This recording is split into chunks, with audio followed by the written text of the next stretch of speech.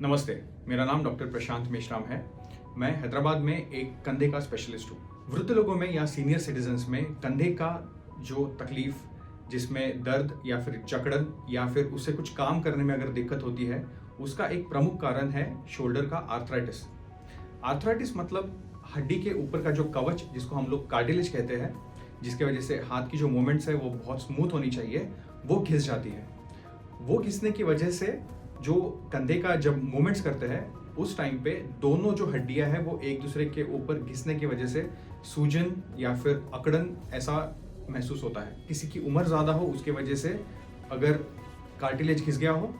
दूसरा rheumatoid arthritis, जिसको हम लोग गांठिया या फिर वात की बीमारी भी कहते हैं।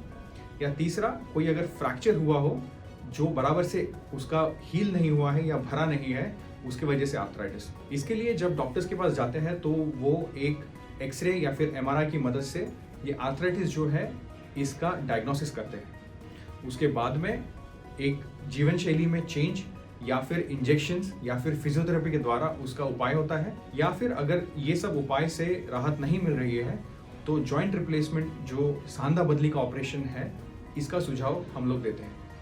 तो आपका या फिर आपके किसी रिलेटिव का जो सीनियर सिटीजन है, अगर कंधे में तकलीफ है और वो काफ़ी दिनों से, सालों से उनको परेशान कर रहा है, तो उसके लिए आर्थराइटिस का जांच कराना ज़रूरी है और उसका बराबर से उपाय ढूंढने के बाद में उनके कंधे का जो तकलीफ है वो जा सकता है। धन्यवाद।